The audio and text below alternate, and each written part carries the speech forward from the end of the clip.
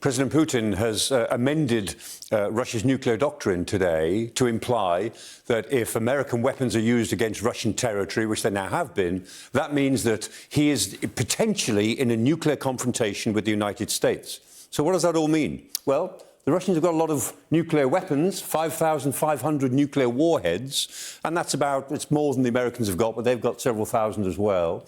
What's more important is what are they deployed on?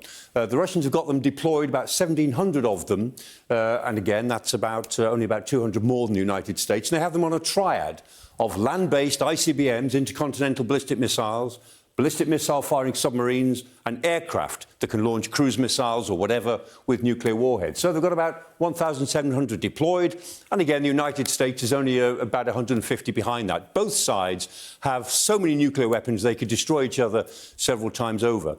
The land-based ICBMs are the most interesting and the most potent.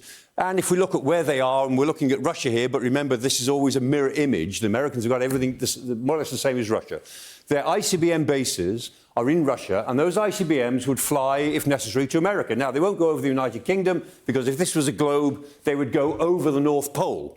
As indeed, American weapons from bases in Northern America would go over Canada, over the North Pole, into Russia. It takes about 20 minutes, and that's the time that one side would have to react to the other.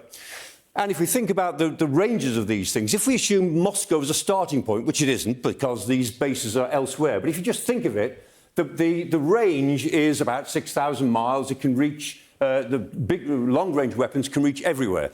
And if we're talking about ballistic missile submarines, it could be in the Norwegian Sea, it could be in the Barents Sea, it might even be in the Atlantic.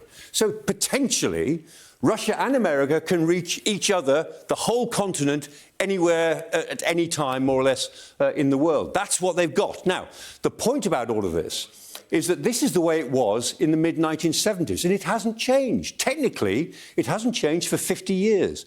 They've modernised their forces, but they're still basically structured in this way.